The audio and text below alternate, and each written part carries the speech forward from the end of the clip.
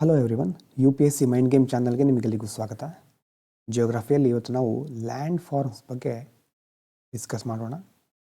ಇದರಲ್ಲಿ ಬೇರೆ ಬೇರೆ ವಿಷಯಗಳು ಬರುತ್ತೆ. ನಾವು ಇದರ ಇಂಟ್ರೊಡಕ್ಷನ್ ಕ್ಲಾಸು ಮತ್ತು ಸ್ಟಾರ್ಟಿಂಗಲ್ಲಿ ಕೆಲವು ಇಂಪಾರ್ಟೆಂಟ್ ಲ್ಯಾಂಡ್ ಫಾರ್ಮ್ಗಳನ್ನು ನೋಡ್ತಾ ಹೋಗ್ತೇವೆ. ಏನು ಲ್ಯಾಂಡ್ ಫಾರ್ಮ್ ಅಂತಂದರೆ, ಅರ್ತ್ ಇದೆ, ಭೂಮಿಯ ಒಂದು ಸರ್ಫೇಸ್ ಅಂತ ಇಟ್ಕೊಳ್ಳಿ.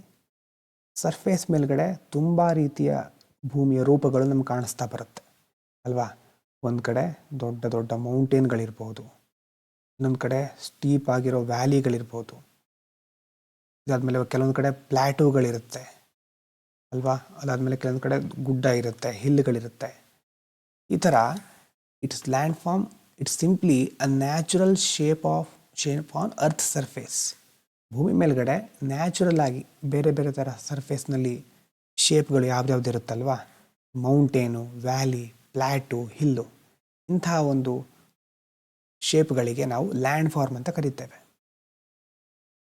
ಹೇಗೆ ಕ್ರಿಯೇಟ್ ಆಗುತ್ತೆ ಇವು, ಯಾವುದ್ರ ಮೇಲೆ ಡಿಪೆಂಡ್ ಆಗಿರುತ್ತೆ ಅಂತಂದರೆ, ಸ್ಟ್ರಕ್ಚರ್, ಪ್ರೊಸೆಸ್ ಆ್ಯಂಡ್ ಟೈಮ್, ಈ ಮೂರು ಅಂಶಗಳು ಲ್ಯಾಂಡ್ ಫಾರ್ಮನ್ನು ಮುಖ್ಯವಾಗಿ ಫಾರ್ಮ್ ಮಾಡುತ್ತೆ. ಸ್ಟ್ರಕ್ಚರ್ ಅಂತಂದರೆ ಏನು? ಇದರಲ್ಲಿ structure this means nature of the rocks. ಒಂದು ಲ್ಯಾಂಡ್ ಫಾರ್ಮ್ ಇದೆ, ಒಂದು ಮೌಂಟೇನ್ ಇದೆ ಅಂತ ಇಟ್ಕೊಂಡ್ರೆ, ಆ ಮೌಂಟೇನಿನ ಒಂದು ಸ್ಟ್ರಕ್ಚರ್ ಅಥವಾ ಒಂದು ಅದರೊಳಗಡೆ ಇರುವಂಥ ರಾಕ್, ಅದರಲ್ಲಿ ಯಾವ್ಯಾವ ಥರ ರಾಕ್ಸ್ಗಳಿರುತ್ತೆ ಅಲ್ವಾ. ರಾಕ್ಸ್ ಅಂತಂದರೆ ಬರೀ ನಾವು ಹೇಳೋ ರಾಕ್ಸ್ ಮಾತ್ರ ಅಲ್ಲ, ಮಿನರಲ್ಸ್ಗಳು ಯಾವ್ಯಾವುದಿದೆ, ಮತ್ತು ರಾಕ್ಸ್ಗಳು ದೊಡ್ಡದಾಗಿ ಜಾಯಿಂಟ್ ಆಗಿದೆಯಾ ಅಥವಾ ಕಾಂಪ್ಯಾಕ್ಟ್ ಆಗಿರೋದಾ. ಜಾಯಿಂಟ್ ಅಂತಂದರೆ ಅದಕ್ಕೆ ಒಂದು ದೊಡ್ಡ ರಾಕ್ ಇದೆ ಅಂತ ಇಟ್ಕೊಳ್ಳಿ, ಮಿಡ್ಲಲ್ಲಿ ಬ್ರೋಕನ್ ಪೀಸ್ಗಳಿದೆಯಾ ಅಥವಾ ದೊಡ್ಡ ಒಂದು ಕಾಂಪ್ಯಾಕ್ಟ್ ರಾಕ್ ಇದೆಯಾ, ಯಾವ ಥರ ರಾಕ್ಗಳಿದೆ. ಆಮೇಲೆ ವೀಕ್ ಇದೆಯಾ, ಸ್ಟ್ರಾಂಗ್ ಇದೆಯಾ ಅಲ್ವಾ, ಅದು ಇಂಪಾರ್ಟೆಂಟು. ಫೋಲ್ಡ್ ಆಗ್ತಾ ಇದೆಯಾ, ಫೋಲ್ಡಿಂಗ್ ಮೌಂಟೇನ್ ಅಂತ ಕೇಳಿರಬಹುದು, ಅಥವಾ ಫಾಲ್ಟ್ ಆಗ್ತಾ ಇದೆಯಾ, ಇದಿಷ್ಟು ಇಂಪಾರ್ಟೆಂಟು. ಅಂತಂದರೆ ಆ ನೇಚರ್ ಆಫ್ ದಿ ರಾಕ್ಸಿಂದ ನಮಗೆ ಮುಖ್ಯವಾಗಿ ಮಿನರಲ್ಗಳು ಇದೆಯಾ, ರಾಕ್ಸ್ ಜಾಯಿಂಟ್ ಆಗಿದೆಯಾ, ಬ್ರೋಕನ್ ಇಂಟು ಕ್ರ್ಯಾಕ್ಸ್ಗಳಿದೆಯಾ ಅಥವಾ ಕಾಂಪ್ಯಾಕ್ಟ್ ಆಗಿದೆಯಾ, ಮತ್ತು ವೀಕ್ ಆಗಿದೆಯಾ, ಸ್ಟ್ರಾಂಗ್ ಆಗಿದೆಯಾ, ಫೋಲ್ಡಿಂಗ್ ಇದೆಯಾ, ಫಾಲ್ಟಿಂಗ್ ಇದೆಯಾ, ಇದೆಲ್ಲವನ್ನು ನಾವು ನೇಚರ್ ಆಫ್ ರಾಕ್ಸ್ ಮೂಲಕ ತಿಳ್ಕೊಳ್ತೇವೆ. ಯಾಕೆ ಇಂಪಾರ್ಟೆಂಟ್ ಅಂತಂದರೆ, ಒಂದು ವೇಳೆ ಸ್ಟ್ರಾಂಗ್ ರಾಕ್ಸ್ ಇದ್ದರೆ ಇರೋಷನ್ ಆಗೋದಿಲ್ಲ ಬೇಗ ಅಲ್ವಾ. ರಾಕ್ಗಳ ಒಂದು ಸ್ಟ್ರೆಂತ್ ಬಹಳ ಇದ್ದರೆ ಇರೋಷನ್ ಆಗೋದಿಲ್ಲ. ಇರೋಷನ್ ಆಗದೆ ಇರಬೇಕಾದ್ರೆ ಹೈ ಫೀಚರ್ಗಳು ಕ್ರಿಯೇಟ್ ಆಗ್ತಾ ಹೋಗುತ್ತೆ. ಇರೋಷನ್ ಆಗಿಬಿಟ್ರೆ ಆ ಸರ್ಫೇಸು ಡಿಕೆ ಆಗ್ತಾ ಹೋಗ್ಬೋದು, ಕಡಿಮೆ ಆಗ್ತಾ ಬರುತ್ತೆ. ಆದರೆ ಇರೋಷನ್ನು ರೆಸಿಸ್ಟ್ ಆಗುತ್ತೆ ಒಂದು ವೇಳೆ ಸ್ಟ್ರಾಂಗ್ ರಾಕ್ಸ್ ಇದ್ದರೆ. Weak racks get worn easily ಅಲ್ವಾ. ವೀಕ್ ರಾಕ್ಗಳಿದ್ದರೆ ಅಲ್ಲಿ ವ್ಯಾಲಿಗಳನ್ನು ನಾವು ನೋಡ್ಬೋದು, ಮತ್ತು ಲೋ ಲ್ಯಾಂಡ್ಗಳನ್ನು ನೋಡ್ಬೋದು. ಇಂಥದನ್ನು ನಾವು ವೀಕ್ ರಾಕ್ ಸಂದರ್ಭದಲ್ಲಿ ನೋಡ್ತಾ ಹೋಗ್ತೇವೆ. ಉದಾಹರಣೆಗೆ ನೋಡಿ, granite hills of Karnataka stay high because granite is strong. Granite strong ಇರೋದ್ರಿಂದ ಗ್ರಾನೈಟ್ ಹಿಲ್ಸ್ಗಳು ಹೈ ಇರುತ್ತೆ. Shale valleys erode quickly because shale is soft. Shale ಅನ್ನೋದು ಸಾಫ್ಟ್ ಆಗಿರೋದು, ಹಾಗಾಗಿ ಆ ವ್ಯಾಲಿಗಳಲ್ಲಿ ನಾವು ಅದು ಬೇಗ ಇರೋಡ್ ಆಗ್ತಾ ಇರೋದನ್ನ ನೋಡ್ಬೋದು. ಲ್ಯಾಂಡ್ ಫಾರ್ಮಿಂದ ಇಲ್ಲಿ ತನಕ ಬರ್ಕೊಳ್ಳಿ. What is land form? Land form ಅಂತಂದ್ರೆ ಏನು? Natural shape on earth surface, mountain, valley, plateau. ಮುಖ್ಯವಾಗಿ ಮೂರು ಬರುತ್ತೆ: ಸ್ಟ್ರಕ್ಚರ್, ಪ್ರೊಸೆಸ್ ಆ್ಯಂಡ್ ಟೈಮ್. ಅದ್ರ ಮೊದಲನೇ ಸ್ಟ್ರಕ್ಚರ್ ಅಂತಂದರೆ ನೇಚರ್ ಆಫ್ ರಾಕ್ಸ್. ಏನು ಮಿನರಲ್ಗಳಿದೆ, ರಾಕ್ಸ್ಗಳು ಜಾಯಿಂಟ್ ಆಗಿದೆಯಾ, ಕಾಂಪ್ಯಾಕ್ಟ್ ಆಗಿದೆಯಾ, ವೀಕ್ ಇದೆಯಾ, ಸ್ಟ್ರಾಂಗ್ ಇದೆಯಾ, ಫೋಲ್ಡಿಂಗ್ ಇದೆಯಾ, ಫಾಲ್ಟಿಂಗ್ ಇದೆಯಾ ಅನ್ನೋದನ್ನು ನಾವು ಇದರಲ್ಲಿ ಸ್ಟಡಿ ಮಾಡ್ತೇವೆ, ಅದನ್ನು ನೋಡ್ತೇವೆ. ಇನ್ನು ಇದು ಯಾಕೆ ಇಂಪಾರ್ಟೆಂಟ್ ಅಂತಂದರೆ, ಸ್ಟ್ರಾಂಗ್ ರಾಕ್ಸ್ ಇದ್ದರೆ ಇರೋಷನ್ ಆಗೋದಿಲ್ಲ, ವೀಕ್ ರಾಕ್ಸ್ ಇದ್ದರೆ ಬೇಗ ಇರೋಷನ್ ಆಗುತ್ತೆ, ವ್ಯಾಲಿಗಳು, ಲೋ ಲ್ಯಾಂಡ್ಗಳು ಕ್ರಿಯೇಟ್ ಆಗುತ್ತೆ. ಇಲ್ಲಿಂದ ಇಲ್ಲಿ ತನಕ ಪಾಸ್ ಮಾಡಿ ಬರ್ಕೊಳ್ಳಿ. ಮುಂದೆ ನೋಡಿ, ಒಂದನೇದು ಸ್ಟ್ರಕ್ಚರು, ಎರಡನೇದು ಪ್ರೊಸೆಸ್.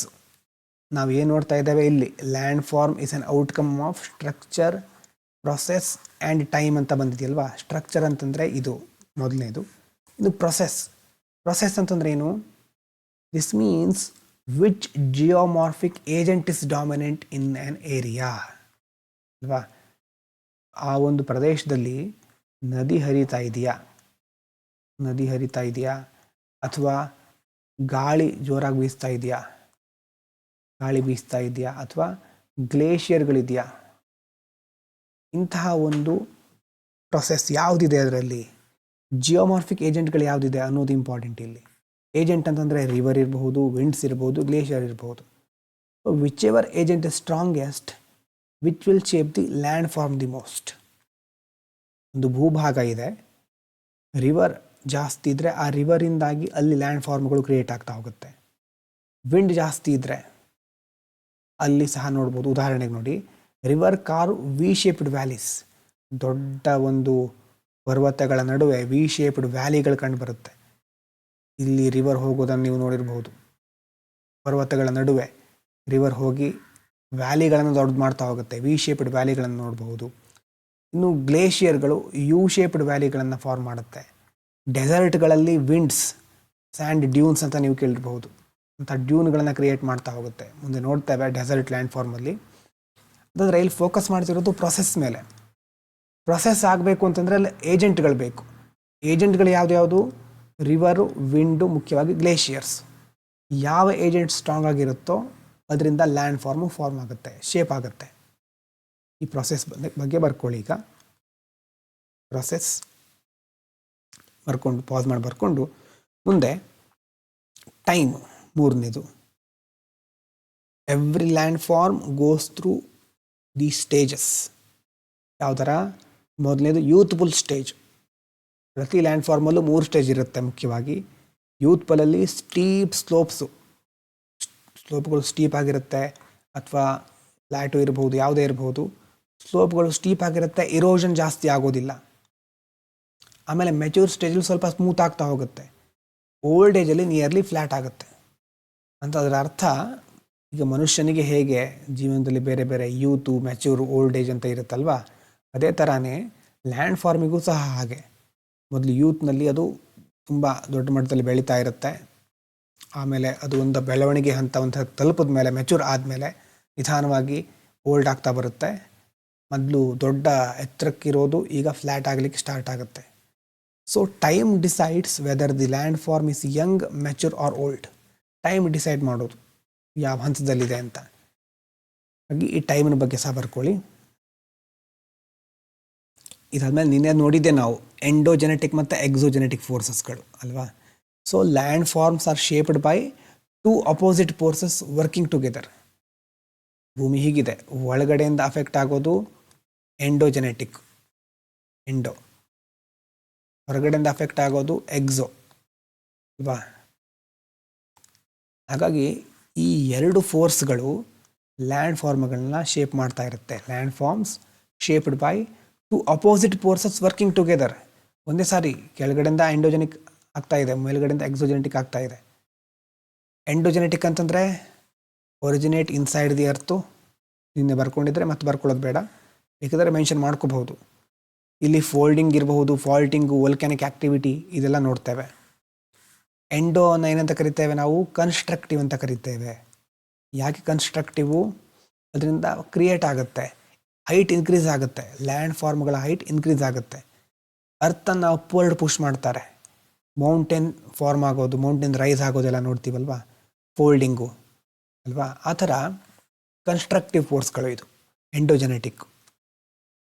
ಎಕ್ಸೋಜೆನೆಟಿಕ್ ಅಂತಂದರೆ ಅರ್ತ್ ಸರ್ಫೇಸ್ ಮೇಲೆ ಉಂಟಾಗೋದು, ಹೊರಗಡೆಯಿಂದ ವೆದರಿಂಗು, ಇರೋಷನ್ನು ನಿನ್ನೆ ಬರ್ಕೊಂಡಿದ್ರಿ, ಇದೆಲ್ಲ ರೆಡ್ಯೂಸ್ ಮಾಡುತ್ತೆ ಹೈಟನ್ನು. ಹಾಗಾಗಿ ಎಕ್ಸೋಜೆನೆಟಿಕ್ಕನ್ನು ಡಿಸ್ಟ್ರಕ್ಟಿವ್ ಅಂತ ಕರಿತೇವೆ. ಇದು ಡಿಸ್ಟ್ರಕ್ಟಿವ್. ಉದಾಹರಣೆಗೆ ವಿಂಡು, ರೇನು, ರಿವರ್ಸು, ಇದೆಲ್ಲ ಏನು ಮಾಡುತ್ತೆ, ನಿಧಾನವಾಗಿ ಈ ಮೌಂಟೇನ್ಗಳನ್ನು ವಿಯರಿಂಗ್ ಅವೇ ಅಂತಂದರೆ ಅದರ ರೂಪವನ್ನು ಡಿಫಾರ್ಮ್ ಮಾಡ್ತಾ ಹೋಗುತ್ತೆ. ನೋಡಿ, 2 ಫೋರ್ಸ್ಗಳು ಸೈಮಲ್ಟೇನಿಯಸ್ ಆಗಿ ವರ್ಕ್ ಆಗ್ತಾ ಇರುತ್ತೆ. ಹಾಗಾಗಿ ಫೈನಲ್ ಶೇಪು ಮತ್ತು ಹೈಟು ಇದು 2ರಿಂದ ಡಿಸೈಡ್ ಆಗುತ್ತೆ. ಅದಕ್ಕೆ ಮೇಲ್ಗಡೆ ಬರೆದಿರೋದು land forms shaped by 2 opposite forces working together. ಬೇಕಿದ್ರೆ ಬರ್ಕೋಬಹುದು ಇದನ್ನು ಇಲ್ಲಿಂದ ಇಲ್ಲಿ ತನಕ. ಒಂದು ವೇಳೆ ನಿನ್ನೆ ನೀವು ಮೆನ್ಷನ್ ಮಾಡ್ಕೊಳ್ಳದೆ ಇದ್ದರೆ, ಅಥವಾ ಇಲ್ಲಿ ಬೇಕಾದರೂ ಸಹ ಅದನ್ನು ಮತ್ತೊಂದು ಸಾರಿ ಬರ್ಕೊಳ್ಬಹುದು. ಮತ್ತು ನಿನ್ನೆ ನಿಮಗೆ ಲಾಸ್ಟಲ್ಲಿ ಒಂದು ಟೇಬಲ್ ಹಾಕ್ಕೊಳ್ಳಿ ಅಂತ ಹೇಳಿದ್ದೆ, ನೆನಪಿದೆಯಾ? ಎಂಡೋಜೆನೆಟಿಕ್ಕು ಎಕ್ಸೋಜೆನೆಟಿಕ್ ಅಂತ ಬರೆದು, ಎಂಡೋಜೆನಿಕ್ ಬರೆದು ಯಾವುದಿರುತ್ತೆ ಅದರಲ್ಲಿ ಅಂತ ನೋಡಿಕೊಂಡು, ಎಂಡೋಜೆನಿಕ್ನಲ್ಲಿ ಡಯಾಸ್ಟ್ರೋಪಿಕ್ಕು ಕ್ಯಾಟಾಸ್ಟ್ರೋಪಿಕ್ ಅಂತ ಬರ್ಸಿದ್ದೆ ಅಲ್ವಾ? ಡಯಾಸ್ಟ್ರೋಪಿಕ್ ಅಂತಂದರೆ ಏನು ನೆನ್ಪು ಮಾಡ್ಕೋಬೇಕು. ಕ್ಯಾಟಾಸ್ಟ್ರೋಪಿಕ್ ಅಂತಂದರೆ ಏನು ಹೇಳಿ, ನೀವೇ ಬಾಯಿ ಬಿಟ್ಟು ಹೇಳಬೇಕಾಗತ್ತೆ. ಅದನ್ನು ರಿವಿಷನ್ ಮಾಡಿದರೆ ನೆನಪಾಗುತ್ತೆ. ಎಂಡೋಜೆನಿಕ್ನಲ್ಲಿ ಡಯಾಸ್ಟ್ರೋಪಿಕ್ ಅಂತ ಒಂದು ಇದೆ, ಡಯಾಸ್ಟ್ರೋಪಿಕ್ನಲ್ಲಿ ಓರೋಜೆನೆಟಿಕ್ ಅಂತಿದೆ. ನಾವಿಲ್ಲಿ ಓರೋಜೆನೆಟಿಕ್ ಫೋರ್ಸ್ಗಳ ಬಗ್ಗೆ ಮುಖ್ಯವಾಗಿ ನೋಡಬೇಕಾಗತ್ತೆ, ಎಕ್ಸಾಮಿಗೆ ಇಂಪಾರ್ಟೆಂಟು. ಓರೋಜೆನಿ ಅಂತಂದರೆ ಮೌಂಟೇನ್ ಫಾರ್ಮೇಷನ್ ಆಗುತ್ತೆ. ಮೇನ್ ಪ್ರೊಸೆಸ್ ಇಲ್ಲಿ ಕಂಡು ಬರೋದು ಫೋಲ್ಡಿಂಗು. ಮೊದಲಿಂದ ಪ್ಲೇಟ್ ಟೆಕ್ಟಾನಿಕ್ ಎಲ್ಲ ನೋಡ್ತಾ ಬಂದಿದ್ದರೆ ನಿಮ್ಗೆ ಆಲ್ರೆಡಿ ಗೊತ್ತಾಗುತ್ತೆ ಅಲ್ವಾ? ಫೋಲ್ಡಿಂಗ್ ಅಂತಂದರೆ ಏನು? Compressive force, compressive force act on rocks from both sides. ರಾಕ್ಗೆ ಎರಡೂ ಸೈಡಿಂದ ಕಂಪ್ರೆಸಿವ್ ಫೋರ್ಸ್ ಎರಡು ಕಡೆಯಿಂದ ಬರ್ತಾ ಇದೆ. ಆವಾಗ ರಾಕ್ಗಳು ಬೆಂಡ್ ಆಗೋ ಬದಲು ಏನಾಗುತ್ತೆ, ಬ್ರೇಕ್ ಆಗೋ ಬದಲು ಬೆಂಡ್ ಆಗುತ್ತೆ. Rocks bend instead of breaking. Important ಇದು. ರಾಕ್ಗಳು ಬ್ರೇಕ್ ಆಗದೆ ಬೆಂಡ್ ಆಗುತ್ತೆ, ಬೆಂಡ್ ಆಗ್ಲಿಕ್ಕೆ ಸ್ಟಾರ್ಟ್ ಆಗುತ್ತೆ. ಅದಕ್ಕೆ ನಾವು ಆ ಬೆಂಡಿಂಗಿಗೆ ಫೋಲ್ಡಿಂಗ್ ಅಂತ ಕರಿತೇವೆ. ಸಡನ್ನಾಗಿ ಆಗೋದಲ್ಲ ಇದು. ಡಯಾಸ್ಟ್ರೋಪಿಕ್ ಅಂದರೆ ಅದರ ಅರ್ಥನೇ ಆಗಲ್ವಾ, ಎಷ್ಟೋ ವರ್ಷಗಳೇ ಬೇಕಾಗತ್ತೆ. ಯಾಕೆ ರಾಕು ಬ್ರೇಕ್ ಆಗಲ್ಲ, ಇಲ್ಲಿ ಬೆಂಡ್ ಯಾಕೆ ಆಗುತ್ತೆ ಅಂತಂದರೆ, ಕೆಲವು ರಾಕುಗಳು ಇಲಾಸ್ಟಿಕ್ ಇರುತ್ತೆ ಅಲ್ವಾ, ರಬ್ಬರ್ ಥರ. ಆವಾಗ ಅಂಥ ರಾಕ್ಗಳು ಬೆಂಡ್ ಆಗುತ್ತೆ ಹೊರತು ಬ್ರೇಕ್ ಆಗೋದಿಲ್ಲ. ಆ ಥರ ಫೋಲ್ಡ್ ಆಗುತ್ತಲ್ವ, ಫೋಲ್ಡ್ ಆದಾಗ ಮುಖ್ಯವಾಗಿ ಎರಡು ಥರ ಸ್ಟ್ರಕ್ಚರ್ಗಳನ್ನು ನೋಡ್ತಾ ಹೋಗ್ಬೋದು. ಒಂದು ಅಪ್ವರ್ಡ್ ಅಂತಂದರೆ ಆರ್ಚ್ ಲೈಕ್ ಅಂತ ಕರಿತೇವೆ. ಅದಕ್ಕೆ ಆ್ಯಂಟಿಕ್ಲಿನಲ್ ಮೌಂಟೇನ್ ಅಂತ ಹೆಸರಿದೆ, ಆ್ಯಂಟಿಕ್ಲಿನಲ್ ಮೌಂಟೇನ್.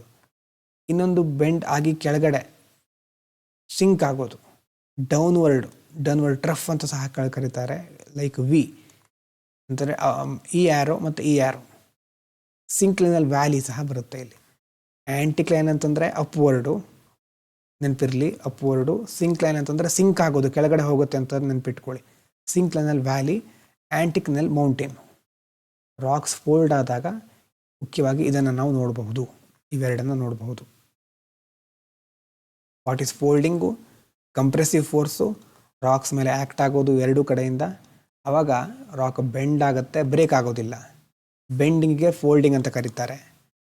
ಬೆಂಡಿಂಗ್ ಯಾಕಾಗುತ್ತೆ? ಕೆಲವೊಂದು ರಾಕ್ಗಳು ಇಲಾಸ್ಟಿಕ್ ಆಗಿರುತ್ತೆ, ರಬ್ಬರ್ ಥರ ಬೆಂಡ್ ಆಗುತ್ತೆ. ಆ್ಯಂಟಿಕ್ಲೈನು, ಸಿಂಕ್ಲೈನು ರಾಕ್ಗಳು ಫೋಲ್ಡ್ ಆದಾಗ ಅಪ್ವರ್ಡ್ ಆಗಿ ಮೂವ್ಮೆಂಟ್ ಆದರೆ, ಅಪ್ವರ್ಡ್ ಲಿಫ್ಟ್ ಆದರೆ ಆ್ಯಂಟಿಕ್ಲಿನಲ್ ಮೌಂಟೇನ್ ಫಾರ್ಮ್ ಆಗುತ್ತೆ. ಒಂದು ವೇಳೆ ಡೌನ್ವರ್ಡಿಗೆ ಹೋದರೆ, ಸಿಂಕ್ ಆದರೆ ಅದು ಸಿಂಕ್ಲೈನಲ್ಲಿ ವ್ಯಾಲಿಗಳು ಕ್ರಿಯೇಟ್ ಆಗುತ್ತೆ. ಈಗ ಇಷ್ಟನ್ನು ಬರ್ಕೊಳ್ಳಿ, ಇಲ್ಲಿಂದ ಇಲ್ಲಿ ತನಕ, ಫೋಲ್ಡಿಂಗಿಂದ ಸಿಂಕ್ಲಿನಲ್ ವ್ಯಾಲಿ ತನಕ. ಈಗ ಆ್ಯಂಟಿಕ್ಲಿನೋರಿಯಂ ಮತ್ತು ಸಿಂಕ್ಲಿನೋರಿಯಂ ಅನ್ನೋದು ಇಂಪಾರ್ಟೆಂಟ್ ಟರ್ಮ್. ಆ್ಯಂಟಿಕ್ಲಿನೋರಿಯಂ ಅಂತಂದರೆ ದೊಡ್ಡ ಮಟ್ಟದ ಫೋಲ್ಡಿಂಗ್ ಆಗ್ತಾ ಇದೆ, ಎರಡು ಪ್ಲೇಟ್ಗಳಿರ್ಬೋದು. ಫೋಲ್ಡಿಂಗ್ ಆದಾಗ ಒಂದು ಆ್ಯಂಟಿಕ್ಲೈನ್ ಅಂತಂದರೆ ಅಪ್ವರ್ಡಲ್ಲಿ ಇದರ ಮೇಲೆ ಸಹ ಚಿಕ್ಕದಾಗಿ ಸ್ಮಾಲ್ ಆ್ಯಂಟಿಕ್ಲೈನು, ಸಿಂಕ್ಲೈನ್ ಇರ್ಬೋದು. ಇಲ್ಲೂ ಸಹ ಒಂದು ಅಪ್ವರ್ಡು, ಒಂದು ಡೌನ್ವರ್ಡು, ಈ ಥರ. ಅಪ್ವರ್ಡ್ ಆದರೆ ಆ್ಯಂಟಿಕ್ಲೈನು, ಡೌನ್ವರ್ಡ್ ಆದರೆ ಸಿಂಕ್ಲೈನು ಅಲ್ವಾ? ಈ ಥರ ನಾವು ನೋಡಿದಾಗ ಇದು ಆ್ಯಂಟಿಕ್ಲೈನು, ಇದು ಸಿಂಕ್ಲೈನು. ಒಂದು ದೊಡ್ಡ ಮಟ್ಟದ ಲಾರ್ಜ್ ಸ್ಕೇಲ್ ಫೋಲ್ಡ್ ಆಗ್ತಾ ಇದೆ. ಆವಾಗ ಅದರಲ್ಲಿ ಸಣ್ಣ ಸಣ್ಣ ಆ್ಯಂಟಿಕ್ಲೈನ್ಗಳಿರ್ಬೋದು, ಸಿಂಕ್ಲೈನ್ಗಳು ಆಗ್ತಾ ಇರ್ಬೋದು. ಅದಕ್ಕೆ ಮೊದಲನೇದು ಆ್ಯಂಟಿಕ್ಲಿನೋರಿಯಂ, ಅಂದರೆ ಅಪ್ವರ್ಡ್ ಆಗಿರೋದ್ರಲ್ಲೇ ಚಿಕ್ಕ ಆ್ಯಂಟಿಕ್ಲೈನು, ಸಿಂಕ್ಲೈನ್ಗಳಿದೆ. ಎರಡನೇದು ಸಿಂಕ್ಲಿನೋರಿಯಂ ಅಂತಂದರೆ ಇದು ಸಿಂಕ್ ಆಗ್ತಾ ಇರುವಾಗ ಅಲ್ಲಿ ನಾವು ನೋಡ್ತೇವೆ. ಉದಾಹರಣೆಗೆ ಈ ಥರ ಯಾವುದೋ ಒಂದು ಸಿಂಕ್ ಆಗ್ತಾ ಇದೆ, ಇಲ್ಲಿ ಸಹ ಆ್ಯಂಟಿಕ್ಲೈನು, ಸಿಂಕ್ಲೈನ್ಗಳಿರ್ಬೋದು. ಗೊತ್ತಾಗ್ತಾ ಇದೆ ಈ ಡಯಾಗ್ರಾಮನ್ನು? ಇದೆರಡು ಬಿಡಿಸಿಟ್ಕೊಳ್ಳಿ ಸೈಡಲ್ಲಿ. ಆ್ಯಂಟಿಕ್ಲಿನೋರಿಯಮಿಗಿದು, ಸಿಂಕ್ಲಿನೋರಿಯಮಿಗಿದು. ಇಲ್ಲಿ ಸಹ ಬೇರೆ ಬೇರೆ ಚಿಕ್ಕ ಪುಟ್ಟದಾಗಿರ್ಬೋದು. ಈ ಥರ ಬಿಡಿಸ್ಕೊಂಡ್ರೆ ಒಳ್ಳೆಯದು. ಅಂತಂದರೆ ಫೋಲ್ಡಿಂಗಲ್ಲಿ ಇಲ್ಲೂ ಸಹ ನೋಡ್ಬೋದು ಅಂತ. ಅರ್ಥ ಆಗ್ತಾ ಇದೆಯಾ? ಆ್ಯಂಟಿಕ್ಲಿನೋರಿಯಮ್ ಅಂತಂದರೆ ಲಾರ್ಜ್ ಆ್ಯಂಟಿಕ್ಲೈನು, ದೊಡ್ಡ ಆ್ಯಂಟಿಕ್ಲೈನು. ಅದರಲ್ಲೇ ಸಣ್ಣ ಸಣ್ಣ ಆ್ಯಂಟಿಕ್ಲೈನು, ಸಿಂಕ್ಲೈನು ಎರಡೂ ಇದೆ. ಸಿಂಕ್ಲಿನೋರಿಯಮ್ ಅಂತಂದರೆ ದೊಡ್ಡ ಸಿಂಕ್ಲೈನು, ಅದರಲ್ಲಿ ಸಣ್ಣ ಸಣ್ಣ ಆ್ಯಂಟಿಕ್ಲೈನು ಇದೆ, ಸಿಂಕ್ಲೈನು ಇದೆ. ಈ ಕಾಂಪ್ಲೆಕ್ಸ್ ಮೌಂಟೇನ್ ರೇಂಜ್ಗಳನ್ನು ಡಿಸ್ಕ್ರೈಬ್ ಮಾಡಲಿಕ್ಕೆ ಇದನ್ನು ಬಳಸ್ತಾರೆ. ಇನ್ನು ಫೋಲ್ಡ್ಗಳಲ್ಲಿ ಏನೇನು ಟೈಪ್ ಇದೆ? ಮೊದಲನೇದು ಸಿಮೆಟ್ರಿಕಲ್ ಫೋಲ್ಡ್. ಫೋಲ್ಡ್ ಆಗಬೇಕಾದ್ರೆ ಎರಡು ಲಿಂಬ್ಗಳು, ಈ ಕಡೆಯಿಂದ ಒಂದು ಪುಷ್ ಆಗ್ತಾ ಇರುತ್ತೆ, ಈ ಕಡೆ ಒಂದು ಪುಷ್ ಆಗ್ತಾ ಇರುತ್ತಲ್ವಾ. Both limbs of the fold are inclined equally or at equal angles. Push ಆಯಿತು, ಪುಷ್ ಆದಾಗ ಈ ಕಡೆಯಿಂದ ಪುಷ್ ಆಗಿ ಇದು ಈ ಕಡೆಯಿಂದ ಬರುವಂಥ ಲಿಂಬು, ಈ ಲಿಂಬ್ ಮತ್ತು ಈ ಕಡೆ ಇರುವ ಲಿಂಬ್ ಎರಡೂ ಒಂದೇ ಥರ ಫೋಲ್ಡ್ ಆಗಿದ್ರೆ, ಒಂದೇ ಆ್ಯಂಗಲಲ್ಲಿ, both limbs of the fold inclined equal incline ಆಗಿದೆ, ಅಥವಾ ಒಂದೇ ಎಟ್ ಈಕ್ವಲ್ ಆ್ಯಂಗಲ್ಸ್. ನೋಡಿ, ಸಿಮೆಟ್ರಿಕ್, ಈ ಕಡೆ ಸೇಮ್ ಇದೆ, ಈ ಕಡೆ ಸಹ ಸೇಮ್ ಇದೆ ಅಲ್ವಾ, ಅದಕ್ಕೆ ಸಿಮೆಟ್ರಿಕ್ ಅಂತ ಕರೀತೇವೆ. Compression is equal from both sides, ಎರಡೂ ಕಡೆಯಿಂದ ಕಂಪ್ರೆಷನ್ ಈಕ್ವಲ್ ಆಗಿದೆ. ಈ ಡಯಾಗ್ರಾಮ್ ಇಂಪಾರ್ಟೆಂಟು, ಪಕ್ಕದಲ್ಲಿ ಬಿಡಿಸಿಟ್ಕೊಳ್ಳಿ. ಇದಿರಬೇಕು ಇಲ್ಲಿ ಪಕ್ಕದಲ್ಲಿ.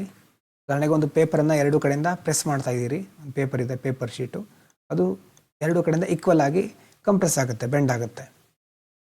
ಸಿಮೆಟ್ರಿಕಲ್ ಫೋಲ್ಡ್ ಇದು. ಇನ್ನು ಎಸಿಮೆಟ್ರಿಕಲ್ ಫೋಲ್ಡ್. ಎಸಿಮೆಟ್ರಿಕ್ ಅಂತ ಏನಿರಬಹುದು? ಒಂದು ಕಡೆ ಒಂದು ಲಿಂಬು ಸ್ಟೀಪರ್ ಆಗಿರುತ್ತೆ, ಇನ್ನೊಂದು ಅಷ್ಟು ಸ್ಟೀಪರ್ ಆಗಿರೋದಿಲ್ಲ. ಉದಾಹರಣೆಗೆ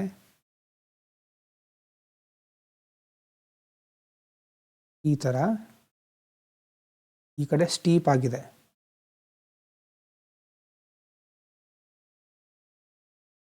ನೋಡಿ ಅರ್ಥ ಆಗ್ತಾ ಇದೆ. ಒಂದು ಲಿಂಬ್ ಸ್ಟೀಪರ್ ಆಗಿದೆ, ಇನ್ನೊಂದು ಇಷ್ಟು ಸ್ಟೀಪ್ ಆಗಿಲ್ಲ. ಡಿಫರೆಂಟ್ ಆ್ಯಂಗಲ್, ಇನ್ಕ್ಲೈನ್ ಆಗಿರೋ ಆ್ಯಂಗಲ್ ಡಿಫರೆಂಟ್ ಇದೆ ಅಲ್ವಾ. ಒಂದು ಕಡೆ ಕಂಪ್ರೆಷನ್ ಸ್ಟ್ರಾಂಗ್ ಇದೆ, ಇನ್ನೊಂದು ಕಡೆ ಸ್ಟ್ರಾಂಗ್ ಇಲ್ಲ. Compression stronger on one side, ಹಾಗಾಗಿ ಒಂದು ಕಡೆ ಮಾತ್ರ ಜಾಸ್ತಿ ಪ್ರೆಸ್ ಮಾಡ್ತಾ ಇದ್ದಾರೆ, ಫೋಲ್ಡು ಟಿಲ್ಟ್ ಆಗುತ್ತೆ ಆವಾಗ. ಅದು ಎಸಿಮೆಟ್ರಿಕಲ್ ಫೋಲ್ಡ್.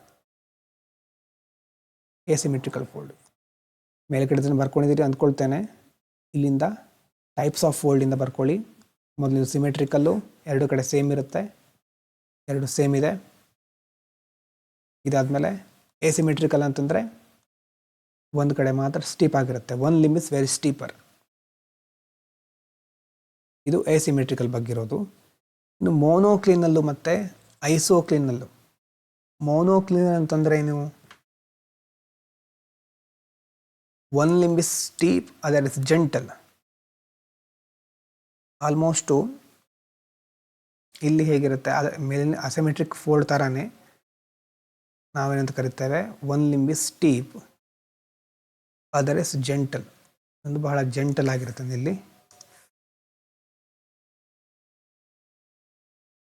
ಇಲ್ಲಿ ಬಿಡಿಸ್ತೇನೆ, ಇದು ಮೋನೋಕ್ಲಿನಲ್ಲಿಗೆ. ಒಂದು ಲಿಂಬು ಜೆಂಟಲ್ ಆಗಿರುತ್ತೆ,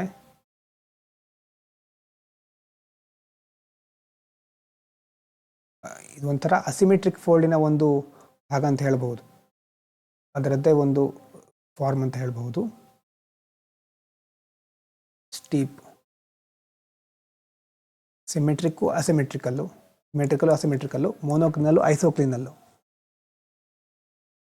ಒನ್ ಲಿಂಬ್ ಸ್ಟೀಪ್ ಆಗಿದೆ, other is gentle, looks like step or one sided fold. ಒಂದು ಕಡೆ ಮಾತ್ರ ಫೋಲ್ಡ್ ಆಗಿದೆ ಅಂತ ಅನಿಸುತ್ತೆ, ಅಷ್ಟು ನಮಗೆ ಇದು ನೋಡ್ತಾ ಹೋಗ್ತೇವೆ. ಈಗ ಹಿಮಾಲಯನ್ ಮೌಂಟೇನ್ ರೇಂಜ್ ಇದೆ, ಇದರಲ್ಲಿ ಎಸಿಮೆಟ್ರಿಕಲ್ಲು ಮೋನೋಕ್ಲಿನಲ್ ಫೋಲ್ಡ್ ಫೀಚರ್ಗಳನ್ನು ನೋಡ್ತಾ ಹೋಗ್ಬೋದು. ಎಸಿಮೆಟ್ರಿಕಲ್ಲು ಈ ಥರನೇ ಆಲ್ಮೋಸ್ಟ್ ಸಿಮಿಲರ್ ಅಂತ ಅನಿಸುತ್ತೆ, ಒಂದು ಕಡೆ ಸ್ಟ್ರಾಂಗ್ ಇರುತ್ತೆ. ಮೋನೋಕ್ಲಿನಲ್ ಅಂತಂದರೆ ಒಂದು ಲಿಂಬಿಗೆ ಸಂಬಂಧಪಟ್ಟಿರೋದು ಅಲ್ವಾ, ಒಂದು ಲಿಂಬಿಗೆ ಮಾತ್ರ ಫೋಕಸ್ ಮಾಡ್ತಾ ಇದ್ದೇವೆ, ಒಂದು ಕಡೆ ಇನ್ನೊಂದು ಕಡೆ ಜೆಂಟಲ್ ಆಗಿರುತ್ತೆ. ಇನ್ನು ಐಸೋಕ್ಲಿನಲ್ ಫೋಲ್ಡ್. ಐಸೋಕ್ಲಿನಲ್ ಫೋಲ್ಡ್ ಅಂತಂದರೆ ಆಲ್ಮೋಸ್ಟು ಎರಡು ಲಿಂಬ್ಗಳು ಪ್ಯಾರಲಲ್ ಆಗಿರುತ್ತೆ. ಈ ಥರ ಒಂದು ಲಿಂಬು ಈ ಥರ ಇದೆ ಅಂತಂತಂದರೆ ಇನ್ನೊಂದು ಲಿಂಬು ಇಷ್ಟು ಒಂಥರ ಮ್ಯಾಗ್ನೆಟ್ ಈ ಥರದಲ್ಲಿ ನೋಡಿರ್ಬೋದು ನೀವು. Both limbs are parallel and steep. ಇದು ಸಹ ಸ್ಟೀಪ್ ಆಗಿದೆ, ಇದು ಸಹ ಸ್ಟೀಪ್ ಆಗಿದೆ ಅಲ್ವಾ. Compression is very strong, both side push equally. ಎರಡು ಕಡೆಯಿಂದ ಕಂಪ್ರೆಷನ್ ಜಾಸ್ತಿ ಇದೆ, ಹಾಗಾಗಿ ಎರಡು ದೊಡ್ಡ ಸ್ಟ್ರಾಂಗ್ ಪೇಪರನ್ನು ಪ್ರೆಸ್ ಮಾಡ್ತಾ ಇದ್ದಾರೆ. ಆವಾಗ ಆಲ್ಮೋಸ್ಟ್ ಹೇಗಾಗುತ್ತೆ, ಪ್ರೆಸ್ ಜಾಸ್ತಿ ಆದಾಗ ಪ್ಯಾರಲಲ್ ಆಗಿರುತ್ತೆ ನೋಡಿ. ಇದು ಪ್ಯಾರಲಲ್ ಆಗಿದೆ, ಸ್ಟೀಪ್ ಆಗಿದೆ. ಮತ್ತು ಇದು ಐಸೋಕ್ಲಿನಲ್ ಫೋಲ್ಡ್. ರೀಕಂಬೈನ್ಡ್ ಫೋಲ್ಡ್ ಅಂತಂದರೆ ಈಗ ಫೋರ್ಸ್ ಜಾಸ್ತಿ ಆಗ್ತಾ ಏನಾಗ್ಬಿಡ್ತು, ಆಲ್ಮೋಸ್ಟ್ ಲಿಮ್ಸ್ ಬಿಕಮ್ ಹಾರಿಜಾಂಟಲ್. ಅಂದರೆ ಫೋರ್ಸ್ ಜಾಸ್ತಿಯಾಗಿ ಲಿಮ್ಸ್ಗಳು ಕಂಪ್ಲೀಟಾಗಿ ಹಾರಿಜಾಂಟಲ್ ಶೇಪನ್ನು ಪಡ್ಕೊಂಡ್ಬಿಡುತ್ತೆ. Both limbs becomes almost horizontal. ಶೇಪನ್ನು ಕರೆಕ್ಟಾಗಿ ಬಿಡಿಸ್ಕೊಳ್ಳಿ. ಇದು ಎರಡು ಥರ ಬಿಡಿಸೋದು ಅಂತಲ್ಲ, ಈ ಥರ ಶೇಪು ಹಾರಿಜಾಂಟಲ್ ಆಗಿದೆ ಅನ್ನೋದು ಗೊತ್ತಾಗಲಿ. ಹಾರಿಜಾಂಟಲ್ ಅಂತಂದರೆ ಕಂಪ್ಲೀಟಾಗಿ ಮಲ್ಕೊಂಡ್ಬಿಟ್ಟಿದೆ ಅನ್ನೋ ಥರ, ಅದಕ್ಕೆ ರೀಕಂಬೈಂಡ್ ಅಂತ ಹೇಳೋದು. ರೀಕಂಬೈಂಡ್ ಅಂತಂದರೆ ರೆಸ್ಟ್ ಮಾಡೋದು ಅನ್ನೋ ಥರ. ಹಾಗಾಗಿ ಇದನ್ನು ಕಾಂಪ್ಲೆಕ್ಸ್ ಫೋಲ್ಡೆಡ್ ಮೌಂಟೇನ್ಸ್ ಹಿಮಾಲಯದ ಕೆಲವೊಂದು ಭಾಗದಲ್ಲಿ ಸಹ ನೋಡಬಹುದು. ಇದರಿಂದಾಗಿ ಏನಾಗುತ್ತೆ, ನೆಕ್ಸ್ಟು ಓವರ್ ಥ್ರಸ್ಟ್ ಫೋಲ್ಡ್ ಆಗುತ್ತೆ. Compression becomes extremely strong. Extremely strong ಆದಾಗ the fold breaks and one limb is pushed over the other. ಈ ಥರ ಆಗ್ತಾ ಕಂಪ್ರೆಷನ್ನು ಜಾಸ್ತಿ ಆಗ್ತಾ ಇದ್ದ ಹಾಗೆ ಒಂದು ಲಿಂಬು ಬ್ರೇಕ್ ಆಗುತ್ತೆ. ಫೋಲ್ಡ್ ಈ ಕಡೆಯಿಂದ ಜಾಸ್ತಿ ಫೋರ್ಸ್ ಇದೆ ಅಂತ ಇಟ್ಕೊಳ್ಳಿ ಅಲ್ವಾ, ಜಾಸ್ತಿ ಫೋರ್ಸ್ ಇದೆ. ಇಲ್ಲಿ ಒಂದು ಲಿಂಬಿತ್ತು, ಆ ಲಿಂಬೀಗ ಇಲ್ಲಿ ಬ್ರೇಕ್ ಆಯಿತು.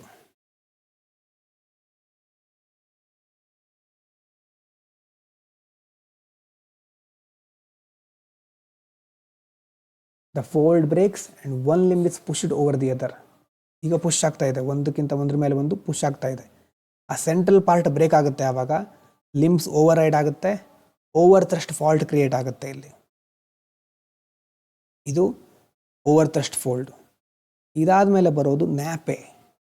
ನ್ಯಾಪೆ ಅಂತಂದರೆ ಮುಖ್ಯವಾಗಿ ರಾಕೀಸು, ಆ್ಯಂಡಿಸ್, ಹಿಮಾಲಯಾಸ್, ಇವು ಯಂಗ್ ಫೋಲ್ಡ್ ಮೌಂಟೇನ್ ಅಂತ ಹೇಳ್ತೀವಲ್ವ, ಅಲ್ಲೆಲ್ಲ ಕಂಡು ಬರೋದು. ಕಂಪ್ರೆಷನ್ ಫೋರ್ಸಸ್ ಏನಾಗುತ್ತೆ, ತುಂಬ ಸ್ಟ್ರಾಂಗ್ ಆಗ್ತಾ ಇರುತ್ತೆ, ಆ್ಯಕ್ಟಿವ್ ಆಗಿರುತ್ತೆ. ಬ್ರೇಕ್ ಹೇಗೂ ಆಗಿದೆ ಇಲ್ಲಿ ತನಕ. ಈ ಬ್ರೇಕ್ ಆಗ್ತಾ ಫೋರ್ಸು ಈ ಕಡೆ ಎರಡು ಕಡೆಯಿಂದ ಅಪ್ಲೈ ಆಗ್ತಾ ಇದೆ ಅಲ್ವಾ. ಇದು ತಳ್ಳಲ್ಪಡುತ್ತೆ. ಈಗ ತಳ್ತಾ ಇದು ಬಹಳ ಇಲ್ಲಿ ತನಕ ದೂರ ಹೋಗುತ್ತೆ, ಇದು ಈ ಕಡೆ ದೂರ ಹೋಗುತ್ತೆ. ಅವಾಗ ಕ್ರಿಯೇಟ್ ಆಗೋದು nappe. After breaking of limbs, both limbs are displaced several kilometres. The displaced broken ಲಿಮ್ಸಿಗೆ ಏನಂತ ಕರಿತೇವೆ, ನ್ಯಾಪೆ. ಅದರ ಅರ್ಥ ಏನು, ಇಮ್ಯಾಜಿನ್ ಮಾಡ್ಕೊಳ್ಳಿ, ಇಲ್ಲೊಂದು ಲಿಂಬಿತ್ತು, ಆ ಲಿಂಬು ಮುಖ್ಯವಾಗಿ ಬ್ರೇಕ್ ಆಯಿತು, ಅದಕ್ಕೆ ಫೋರ್ಸ್ ಜಾಸ್ತಿ ಆಗ್ತಾ ಇದ್ರು, ಅದು ಮೂವ್ ಆಗಿಬಿಟ್ಟಿದೆ. ಈ ಕಡೆ ಇನ್ನೊಂದು ಲಿಂಬ್ ಇತ್ತಲ್ವ ಕೆಳಗಡೆ, ಅದಕ್ಕೆ ಸಹ ಮುಖ್ಯವಾಗಿ ಫೋರ್ಸ್ ಅಪ್ಲೈ ಆಗ್ತಾ ಇದೆ. ಅಪ್ಲೈ ಆಗಿ ಅದು ಎಲ್ಲೋ ಮುಂದೆ, ಇಲ್ಲಿರೋ ಲಿಂಬು ಸಹ ಮುಂದೆ ಎಲ್ಲೋ ಹೋಗಿ ಈ ಕಡೆ ಬೇರೆ ಥರ ಡಿಫಾರ್ಮ್ ಆಗಿ ಇಷ್ಟು ದೂರಕ್ಕೆ ಹೋಗ್ಬಿಟ್ಟಿದೆ.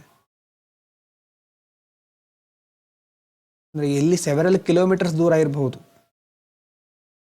ಅರ್ಥ ಆಗ್ತಾ ಇದೆಯಾ ಅಂತಂದರೆ, ಲಿಂಬ್ಗಳು ಒಂದು ಕಡೆ ಇರೋದು ಮೊದಲು ಒಂದೇ ಭಾಗ ಆಗಿದ್ದು ಈಗ ತುಂಬ ದೂರ ಹೋಗ್ಬಿಟ್ಟಿದೆ. ಲೇ ಲಡಾಖ್ ರೀಜನ್ನಲ್ಲಿ ಇದನ್ನೆಲ್ಲ ನೋಡಬಹುದು. ಮತ್ತು ಯಂಗ್ ಫೋಲ್ಡ್ ಮೌಂಟೇನ್ಗಳು ನೀವು ಬರ್ಕೊಂಡಿದ್ದೀರಾ ಗೊತ್ತಿಲ್ಲ, ಮೇಲ್ಗಡೆ ಎಲ್ಲಿ ತನಕ ಬರ್ಕೊಂಡಿದ್ದೀರಿ. Asymmetrical fold, symmetric fold, asymmetrical fold, monoclinal fold. Pass ಮಾಡಿ ಬರ್ಕೊಳ್ಳಿಬೇಕಿದ್ರೆ. ಇದಾದಮೇಲೆ ಐಸೋಕ್ಲಿನಲ್ ಫೋಲ್ಡು ಮತ್ತು recumbent fold, next over thrust fold, next nappe. ಅದು ಇಂಪಾರ್ಟೆಂಟ್ ಕೀವರ್ಡ್ ಅದು. ರಾಕಿ ಆ್ಯಂಡೀಸ್ ಹಿಮಾಲಯಗಳಲ್ಲಿ ನೋಡ್ತೇವೆ. ಯಂಗ್ ಫೋಲ್ಡ್ ಮೌಂಟೇನ್ಗಳಲ್ಲಿ ಕಂಪ್ರೆಷನ್ ಫೋರ್ಸ್ ಜಾಸ್ತಿ ಆಗಿರುತ್ತೆ. ಲಿಂಬ್ ಬ್ರೇಕ್ ಆದಮೇಲೆ ತುಂಬ ದೂರ ತಳ್ಳಲ್ಪಡುತ್ತೆ, ಡಿಸ್ಪ್ಲೇಸ್ ಆಗುತ್ತೆ, ಎಷ್ಟೋ ಕಿಲೋಮೀಟರ್ ದೂರ ಡಿಸ್ಪ್ಲೇಸ್ ಆಗಿ ಆ ಡಿಸ್ಪ್ಲೇಸ್ಡ್ ಬ್ರೋಕನ್ ಲಿಮ್ಸಿಗೆ ಏನಂತ ಕರಿತೇವೆ, ನ್ಯಾಪೆ ಅಂತ ಕರಿತೇವೆ. ನಪ್ಪೆ ಅಂತ ಹೇಳ್ತಾರೆ, ಬೇರೆ ಥರ ಪ್ರೊನೌನ್ಸ್ ಮಾಡೋರು ಇದ್ದಾರೆ, ನ್ಯಾಪೆ ಅಂತ ಸಹ ಹೇಳ್ತಾರೆ. ಈಗ ಯಂಗ್ ಫೋಲ್ಡ್ ಮೌಂಟೇನ್ಸ್ ಇದೆಯಲ್ವಾ, ಅದ್ರ ಬಗ್ಗೆ ಮೊದಲಿಂದ ನೋಡಿದ್ದೀವಿ. ಅದನ್ನು ಮೌಂಟೇನ್ಸ್ ಆಫ್ ಇಲವೇಷನ್ ಅಂತ ಕರಿತೀವಿ. ಯಾಕೆ ಹೇಳಿ? ಯಾಕಂತಂದರೆ they created mainly by uplifting due to folding ಆಗ್ತಾ ಆಗ್ತಾ ಆಗ್ತಾ ಅಫ್ಲಿಫ್ಟ್ ಆಗಿರೋದು. They are the highest mountains on earth surface. Important ಇದು, ಈ ಪಾಯಿಂಟು. ಈಗ ಪ್ರಿಲಿಮ್ಸಲ್ಲಿ ಸ್ಟೇಟ್ಮೆಂಟ್ ವೈಸ್ ಕೊಡಬೇಕಾದ್ರೆ ಇದನ್ನು ಕೇಳ್ತಾರೆ. ಹಿಮಾಲಯಸು, ಆ್ಯಂಡೀಸು, ರಾಕೀಸು ಇದೆಲ್ಲ ಮುಖ್ಯವಾಗಿ ಎಕ್ಸಾಂಪಲ್ ಆಗಿ ತೆಗೆದುಕೊಳ್ಳುತ್ತಾರೆ. ಈ ಪಾಯಿಂಟ್ ಇಂಪಾರ್ಟೆಂಟು, ಬರ್ಕೊಳ್ಳಿ. ನ್ಯಾಪೆದು ಬರ್ಕೊಂಡಿರಿ ಅಲ್ವಾ, ನ್ಯಾಪೆ ಇಲ್ಲಿಂದ ಅಲ್ಲಿ ತನಕ ಬರ್ಕೊಳ್ಳಿ. ಇದಾದಮೇಲೆ ಇಂಪಾರ್ಟೆಂಟ್ ಪಾಯಿಂಟ್ ನೆಕ್ಸ್ಟ್ ಬರೋದು, folding results in to shortening of the earth crust. True or false ಅಂತ ಕೇಳ್ತಾರೆ, ಅಥವಾ ಸ್ಟೇಟ್ಮೆಂಟ್ ಕೊಟ್ಟು how many statements are correct ಅಂತ ಕೇಳಬಹುದು. ಅದು ಟ್ರೂ. ಫೋಲ್ಡ್ ಆಗಬೇಕಾದ್ರೆ ಅರ್ತ್ ಕ್ರಸ್ಟು ಶಾರ್ಟ್ ಆಗ್ತಾ ಇದೆ ಅಲ್ವಾ, ಕ್ರಸ್ಟಿನ ಭಾಗ ಫೋಲ್ಡ್ ಆಗ್ತದೆ ಮೇಲೆ, ಅದರಿಂದ ಫೋಲ್ಡ್ ಮೌಂಟೇನ್ ಕ್ರಿಯೇಟ್ ಆಗುತ್ತೆ. ಸೀಸ್ಮಿಕ್ ಆ್ಯಕ್ಟಿವಿಟಿ, ಅರ್ಥಕ್ವೇಕ್ಗಳು ಕಂಡು ಬರುತ್ತೆ. ವೋಲ್ಕೆನಿಕ್ ಆ್ಯಕ್ಟಿವಿಟಿ, ಓವರ್ ಥ್ರಸ್ಟ್ ಫಾಲ್ಟ್ಗಳು. ಓವರ್ ಥ್ರಸ್ಟ್ ಫಾಲ್ಟ್ ಅಂತಂದರೆ ಮುಂದೆ ನೋಡ್ತೇವೆ, ಆವಾಗ ನಿಮ್ಗೆ ಗೊತ್ತಾಗುತ್ತೆ ಫಾಲ್ಟ್ಗಳು ಯಾವ ಥರ ಇರುತ್ತೆ ಅನ್ನೋದ್ರ ಬಗ್ಗೆಲ್ಲ. ಮೇಲ್ಗಡೆ ಸಹ ಮುಖ್ಯವಾಗಿ ನಾವು ನೋಡಿದ್ವಿ, ಫೋಲ್ಡ್ ಕ್ರಿಯೇಟ್ ಆಗಬೇಕಾದ್ರೆ, ಲಿಮ್ಸ್ ಓವರ್ ಹೆಡ್ ಆಗಬೇಕಾದ್ರೆ. ಇವಿಷ್ಟು ನಿಮ್ಗೆ ಗೊತ್ತಿರಬೇಕು. ಹಿಮಾಲಯಗಳು ಯಾಕೆ ಅರ್ಥಕ್ವೇಕ್ ಪ್ರೋನ್ ರೀಜನ್ ಅಂತಂದರೆ, ಮುಖ್ಯವಾಗಿ ಅಲ್ಲಿ ಫೋಲ್ಡಿಂಗ್ ಆಗ್ತಾ ಇದೆ. ಫೋಲ್ಡ್ ಮೌಂಟೇನ್ಗಳಿಂದಾಗಿ ಸೀಸ್ಮಿಕ್ ಆ್ಯಕ್ಟಿವಿಟಿ ಯಾವ ಥರ ಜನರೇಟ್ ಆಗುತ್ತೆ, ಒಳಗಡೆ ಏನು ಎಫೆಕ್ಟ್ ಆಗುತ್ತೆ ಅನ್ನೋದನ್ನು ಕಾಂಟಿನೆಂಟ್ ಕನ್ವರ್ಜೆನ್ಸ್ ಅಲ್ವಾ, ನೆನಪು ಮಾಡ್ಕೊಳ್ಳಿ ಅದನ್ನು. ಕನ್ವರ್ಜೆಂಟ್ ಪ್ಲೇಟ್ ಬೌಂಡ್ರಿ ನೆನಪಾದರೆ ಒಳ್ಳೆಯದು. ಇಲ್ಲಿಗೆ ಸ್ಟಾಪ್ ಮಾಡೋಣ, ಮುಂದಿನ ವೀಡಿಯೋದಲ್ಲಿ ಕಂಟಿನ್ಯೂ ಮಾಡೋಣ. ಈ PDF ಟೆಲಿಗ್ರಾಮ್ನಲ್ಲಿ ಹಾಕಿರ್ತೇನೆ. Thank you so much. ವಿಡಿಯೋನ ಲೈಕ್ ಮಾಡಿ.